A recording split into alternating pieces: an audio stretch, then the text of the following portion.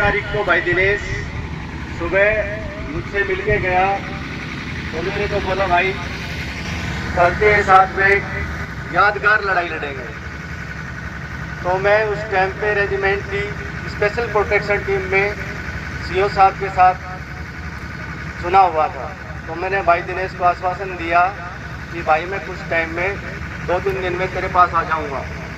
Operation सिंदूर जो launch हुआ उस टाइम भाई दिनेश एक बाई एयर हवा के रास्ते मेरे से तकरीबन 6 किलोमीटर आगे थे।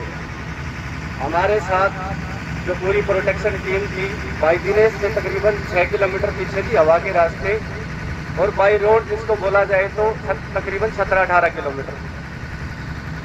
तो हमारी रेजिमेंट के साथ जो ऑपरेशन सिंदूर लॉन्च किया वो यूनिट की जो गन थी उसकी रेंज तकरीबन 40 किलोमीटर थी, और भाई दिनेश जो जिस गन एरिया में डिप्लॉय थे जो हमारी रेजिमेंट की गन थी उसकी रेंज तकरीबन 17 किलोमीटर थी। इसलिए भाई दिनेश और मेरे बीच में हवा के रास्ते 6 किलोमीटर का तकरीबन फासला था। रात को 12 बजे जो ऑपरेशन लॉन्च होना था वो किसी कारणवश 12 बजे न होकर रात को 1:02 पे लॉन्च हुआ, और तकरीबन जिस रेजिमेंट के साथ हमने ऑपरेशन सिंदूर को लॉन्च किया वहाँ पे 25 मिनट तक हमने फायर किया। उसके बाद हमने अपना पूरा उधर से जो ऑपरेट सिस्टम था पूरी गन थी वहाँ से क्लोज करके हम हेडक्वार्टर में आ गए, और जो हमारे गन एरिया के ऊपर तकरीबन 10 मिनट बाद 1:02 में फायरिंग शुरू हुई थी, 1:30 बजे क्लोज हो गया।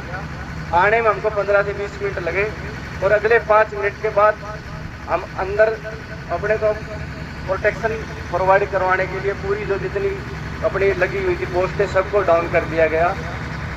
सीओ साहब का ये मैसेज था कि कोई भी अभी बाहर नहीं निकलेगा, जितने हो जाए पूरे अंडरग्राउंड हो जाए। पानी पीने का टाइम भी नहीं मिला था वहाँ पे।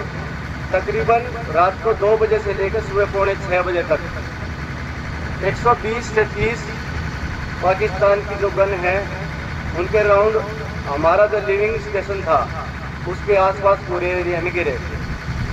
4:30 बजे 4 से 4:30 बजे के बीच हमारे गन एरिया का मैसेज आया कि ऐसे ऐसे गन के ऊपर पाकिस्तान की एक गन का राउंड आ गया है, और वहाँ पे ड्रोन है। ड्रोन की वजह से जो उनका लोकेशन था उसकी वजह से पूरा वो गड़बड़ हुआ, क्योंकि पेड़ वहाँ पे बहुत ज़्यादा हैं, चीड़ के पेड़ हैं, इतना कोई ऊपर ध्यान नहीं देता है। उस ड्रोन की वजह से ही जो कुछ हुआ सबसे बड़ा हादसा ड्रोन ने करवाया है। वो टेक्नोलॉजी की वजह से आप इस दौरान जब वो राउंड उनके ऊपर आया उस टाइम 3 राउंड गन फायर का आदेश मिला हुआ था। तो ऐसे में सबका ध्यान फायरिंग पे होता है ना कि ड्रोन पे होता है, और ऐसी बात नहीं है कि वहाँ पे सर्विलेंस नहीं है। सर्विलेंस सारी चीज़ है, कुछ चीज़ें होती हैं जो सर्विलेंस में नहीं आ पाती हैं। तो सुबह तकरीबन 5 बजे के आसपास मैसेज हमको मिला कि भाई ऐसे ऐसे 5 जवान घायल हो गए हैं, और भाई दिनेश की तबीयत है जो ज़्यादा नाजुक है, जो अपने कान के पास सेंसिटिव जो पार्ट है वहाँ पे उसको स्प्लेंडर लगा है।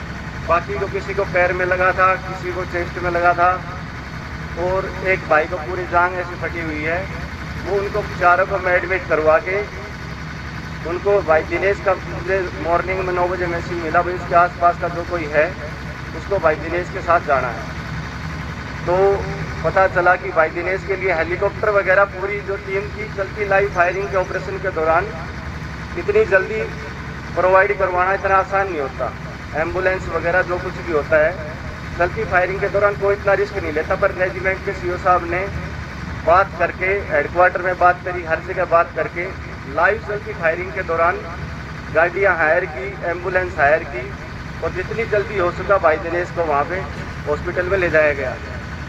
और जब तक हेलीकॉप्टर वगैरह सब कुछ प्रोवाइड हुआ तब तक भाई दिनेश की जो आखिरी अंतिम सांसें चल रही थी। 9 बजे हमको मैसेज मिला कि भाई दिनेश शर्मा भारत माँ की कोख को हमेशा के लिए उनकी उसमें चले गए हैं। भाई दिनेश को वीर गति को प्राप्त हुए हैं।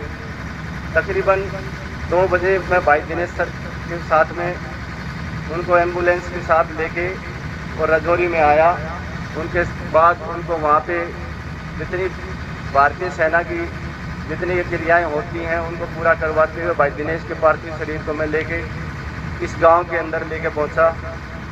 यहाँ का माहौल देख के मुझे बहुत ही गर्व महसूस हुआ यहाँ की जो अब तक मेरे जीवन का ये पहला मुझे अवसर मिला था कि इतनी जो भारी जनता में भारतीय सेना के लिए लोगों की इतना प्यार प्रेम और भारतीय सेना के लिए इतना लगाव है। अभी मेरी गांव और सबसे जितने भी राजनीतिक दल आए हैं या सब हैं, इनसे एक गुजारिश है कि शहीद स्मारक जो बनाया जा रहा है, जो पार्क बनाया जा रहा है, इस पार्क को लगातार मेंटेन करना ये ग्राम पंचायत की और अपने राजनीतिक दल हैं इनकी जिम्मेवारी है। और आखिरी शब्दों में मैं ये कहूँगा कि इस पार्क को और शहीद स्मारक को शहीद स्मारक ही रहने दें, ना कि उसको शराब और नशे का अड्डा बनाया जाए। ये ग्राम पंचायत के अपने सरपंच और जितना भी अपना स्टाफ है उनकी जवाबदारी है। ये अपनी आंखों देखी हाल देखा है बहुत जगह, इसलिए अपनी मेरी से गुजारिश है उसको सही स्मारक ही रहने दें, फिर उसको अड्डा बनाया जाए। आखिर सब में अपनी जानता हूँ और भाई को बहुत कुछ समझा सकता हूँ। जय हिंद, भारत भारत माता की जय, भारत माता की जय, भारत माता की जय, भारत रहे, सभी को राम राम।